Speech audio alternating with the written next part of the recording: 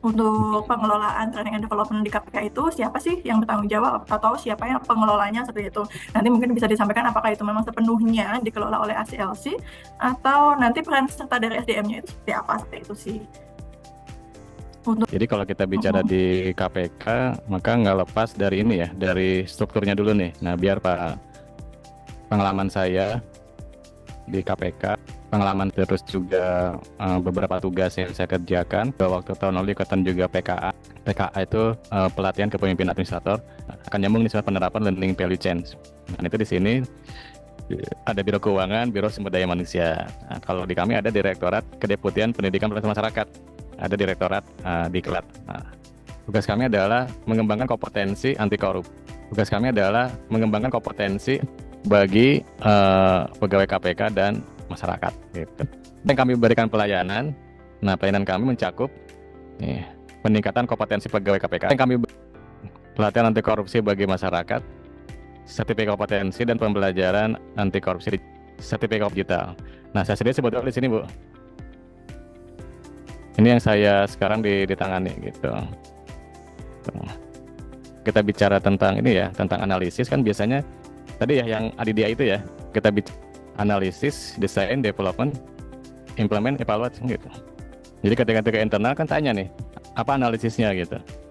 Nah, ketika eksternal ada nih, pasti beda kebutuhannya kan gitu. Kalau KSL tujuannya apa, kalau internal tujuannya apa gitu. Tapi prinsipnya sama gitu, hanya beda nanti pertanyaannya gitu. Jadi ketika ke internal kan tanya nih, apa analisisnya gitu. Bagaimana kita menganalisis kebutuhan pembelajaran. Lalu bagaimana kita mendesain dan development pembelajaran. Lalu bagaimana nanti kita akhirnya mendelivery. Dan di sini ada nih deployment. Nah, sama nanti mengukur learning impact measurement. Gitu. Ada model 6D nih. Nah, jadi define, design, deliver, drive, deploy, dokumen gitu, evaluasi. Jadi menarik adalah di sini nih, apa membedakan korpo dengan yang lain? Korpo itu lebih fokus kepada bahwa pembelajaran itu harus nyambung sama bisnis. Kalau di swasta itu. Jadi yang kita pelajari sesuai kebutuhannya dengan bisnisnya gitu. Jadi kalau kita tanya nanti Bang Pasu kerja di mana nih? Saya kebetulan kerja di kampus, Pak. Dan memang sebenarnya saya sekarang posisi saya bukan di bidang SDM, Pak. Oke. Di kami melakukannya seperti ini, Bu. Kalau digabungin nih. Gitu. Jadi analis kebutuhan kompetensi dulu, lalu kemudian mendesain programnya, mengembangkan materinya, baru implementasi, pendidikan harapannya dan monitoring. Gitu. Nah ini konsep gedeannya gitu. Nah konsep gedeannya itulah yang kami turunkan menjadi yang namanya yang kemarin aku sampaikan nih, proses bisnis gitu, penerapannya dan monitoring gitu. Nah ini konsep gedeannya gitu. Jadi kalau ditanya bagaimana penerapannya di KPK yang tadi ya konsep gede tadi, ya bergantung kayaknya kapan gitu. Pembeda dari yang proses ataupun analisis sebelumnya ini dibandingkan dengan yang proses bisnis yang terbarunya ini pembaruannya apa yang dilakukan atau mungkin? Ya, pertanyaan. Nah, perbedaannya adalah adanya proses. Jadi pembelajaran internal ya, kebutuhan diklatnya adalah kebutuhan pembelajaran, penyusunan kurikulum, persiapan tenaga pengajar, diklat, evaluasi, udah nggak ada penerapannya gitu. Persiapan tenaga pengajar, pembelajarannya ternyata di sini ya. Jadi pembelajaran tidak hanya klasikal, tidak hanya 10% di kelas, tapi juga nanti terapkan ada 20% dan ada 70 praktek gitu. Dan sekarang kalau Mbak Wati lihat sekarang ya gitu, yang 10% pun itu kita tidak hanya melalui program pelatihan klasikal gitu, tapi juga bisa dilakukan secara e-learning lewat manajemen pengetahuan gitu. Berarti ini memang belum ada dalam probis sebelumnya ya? Dulu masih yang namanya ya masih klasikal kan gitu. Nah sekarang kita mulai ke internal nih, ada manajemen resiko, ada ISKPK kan gitu. Ini kan salah satu bentuk alternatif dan bisa jadi digabung gitu. Ada klasikalnya, ada self learningnya, belajar mandiri, ada juga nanti lewat kegiatan KM.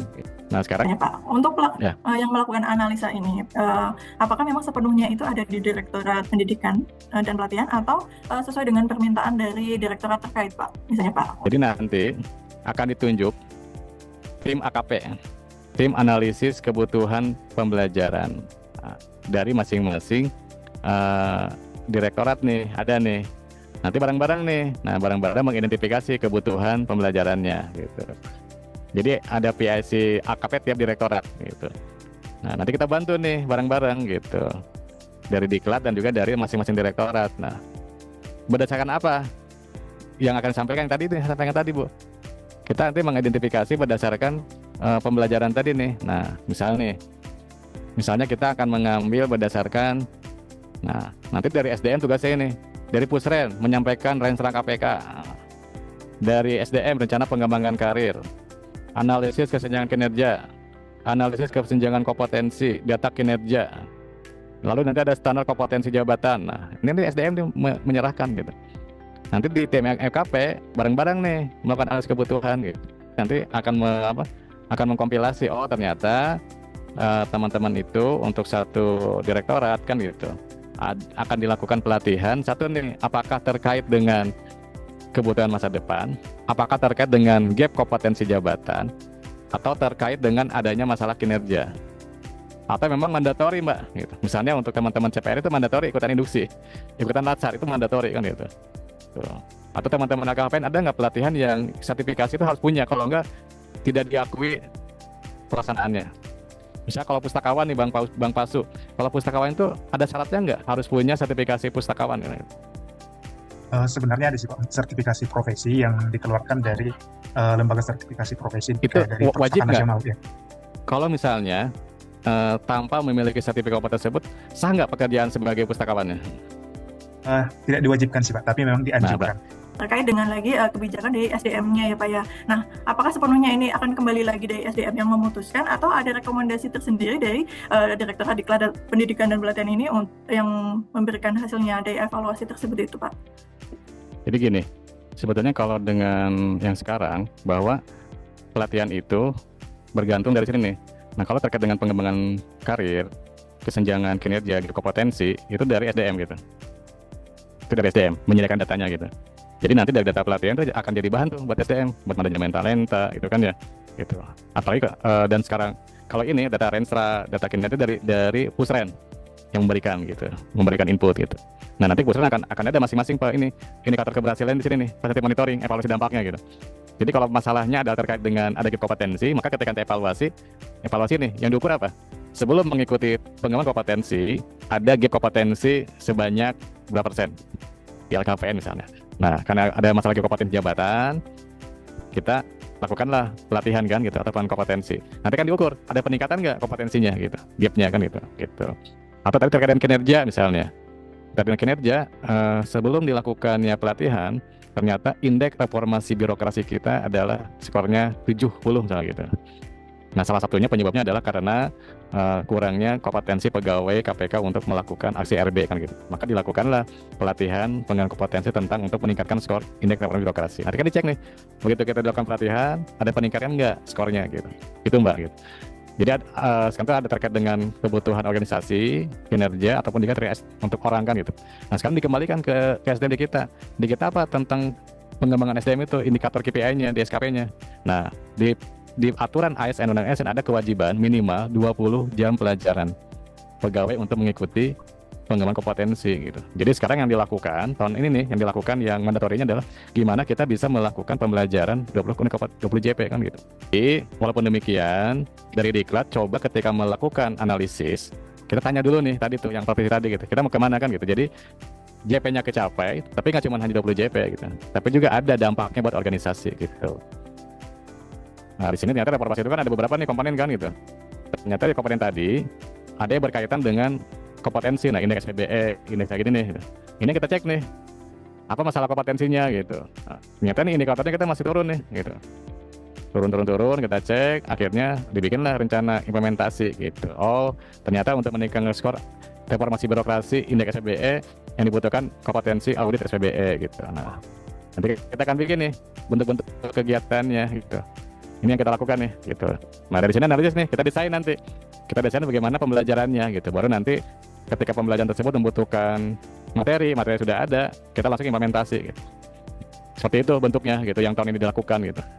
Yang relevan atau paling mudah? Nah, paling mudah sih nanya, kamu maunya pelatihan apa gitu. Itu sering terjadi, jujur. Pernah divalidasi, mau pelatihan apa? Ya udah, pelatihan nggak dianalisis seperti apa kayak tadi, ya langsung aja eh, bikin pelatihannya kan gitu, nggak dirancang apakah ini kayak seperti apa kan gitu. Nah sehingga ini coba konsepnya nih mau kita terapin nih. Ini bisa baca nih. Mana? Nah, ini ada nih kebutuhan-kebutuhan nih. Kebutuhan pembelajaran seperti apa? Di sini nih. Itu bisa saya kasih nih. Gitu. Nah, di sini ada nih diagnosis nih. Jadi kebutuhan pembelajaran itu berdasarkan apa nih? Nah, berdasarkan ini bentuk tim bedah, gitu kan? Tingkat organisasi, tingkat jabatan atau individu, gitu seperti ini. Nah, dulu yang sering dilakukan adalah ini. Kan? Iya nggak? Kita jarang memetakan ini jabatannya apa, posisinya apa. Sehingga pelatihan itu biasanya dibuat general. Yang penting ikut pelatihan gitu. Apakah bener kan? Kadang-kadang ini pelatihan apa ini kan gitu. Karena sesuai dengan tadi kebutuhannya. Harusnya kalau emang dipisahin nih pelatihan pustakawan kan beda ya. Pelatihan LKHPN buat pemeriksa pasti beda sama pelaporan kan. Kenyataannya pelatihannya dibarengin kan, gitu. Belum kita tingkat organisasi kita belum nih gitu. Nah, itu yang belum dilakukan gitu. Nah, ini yang nanti kita akan pelan-pelan Bu gitu. Yang selama ini dilakukan seperti ini nih, kita masih di tingkat individu gitu. Nah, kita sekarang mulai bergeser nih, mulai gerak menuju ke sana gitu.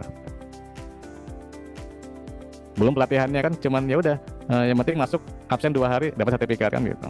Ditanya nggak setelah ini apa rencana aksinya gitu. Dimonitor nggak, diterapkan atau enggaknya? Enggak kan? Belum. Nah, kita mulai Bu, kita mulai ini. Apakah maksudnya di KPK sendiri pernah ada temuan misalnya memang ada satu pelatihan yang memang dibutuhkan dan memang dari rencana pembelajaran itu memang belum ada rancangan pembelajaran untuk pelatihan tersebut sehingga memang membutuhkan pelatihan dari eksternal begitu, contohnya misalnya kayak pelatihan leadership yang memang sebelum-sebelumnya itu mungkin belum tercatat di dalam rencana pembelajaran seperti itu Pak. Jadi kebutuhan pelatihan 2026 harusnya udah kita lakukan sekarang kan itu. Nah, tapi itu sehingga nanti di awal itu udah punya COT ya gitu. Calendar of Calendar Planning. Saat ini yang dilakukan oleh kita adalah kita melakukan di awal tahun, misalnya kan gitu, Januari gitu kan. Nah, ada jadwal gitu. Tapi ketika di tengah-tengah ada kebutuhan itu nggak masalah gitu, bisa masuk kapanpun gitu. Misalnya kayak kemarin pimpinan kan gitu kan baru masuk nih. Gitu. Begitu kita ngobrol kan kayaknya butuh nih leadership, kita butuhnya. Ini kita adakan kan gitu. Misalnya kayak kemarin pimpinan kan gitu kan baru masuk, kita baru tahap analisis langsung kepada implementasi. Nyari vendor kan gitu. Siapa pematerinya, siapa narasumbernya gitu. Pertanyaan apakah betul materi tersebut metodenya adalah ceramah kan gitu. Kita baru tahap analisis. Jika tadi menyinggung terkait dengan anggaran Pak, apakah di KPK sendiri juga memperhitungkan return of investment-nya Pak terkait dengan pendidikan pelatihan? Enggak. Tidak. Kita belum ke sana kita. Ya sekarang boleh anggaran ya. Itu anggaran ya. Nah, sebatas ini berarti ya pemanfaatan anggaran aja ya, alokasi. Jika tadi menyinggung. Kan sebetulnya di SDM Mbak.